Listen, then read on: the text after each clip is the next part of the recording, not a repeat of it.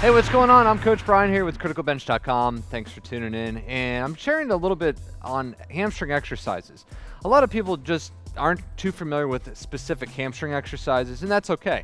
Because you can go into any type of big box gym, any corporate setting, and there's usually one or two hamstring specific machines that people just kind of flock to hit their hamstrings.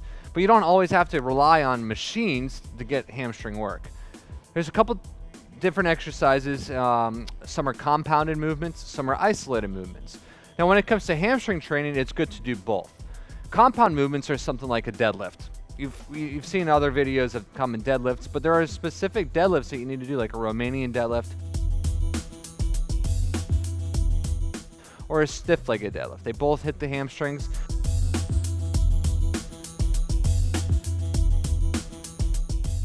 Even things like a good morning, doing an exercise like the good morning you see right here is a great hamstring exercise. You can use a barbell, you can use a dumbbell.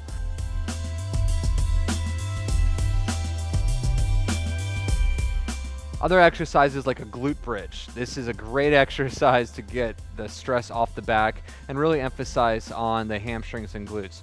Now again, real quick, I just said glute bridge, but the glutes and the hamstrings are interwoven, they overlap, and they kind of have to work together at the same time.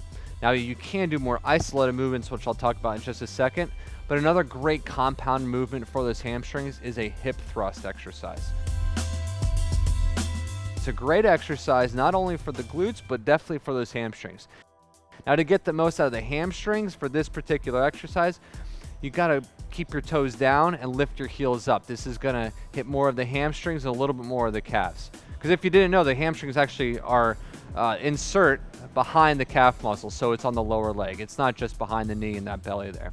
Now let's talk about isolated movements for a second. You think these are movements that are just only one joint is moving at a time. Like think about a bicep curl. When you curl your arm, the only joint moving is your elbow. Same thing when you're doing hamstring curls, like on the machine. Your legs are isolated, your legs are curling in. That's an isolated movement to really hit those hamstrings. Another thing you could do is like a Swiss ball curl, like this right here.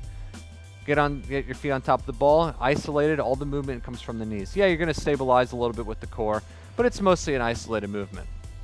I love this exercise right here, hamstring curl on a bench. As you can see, the dumbbell is between the feet here. All the movement is isolated in those hamstrings there.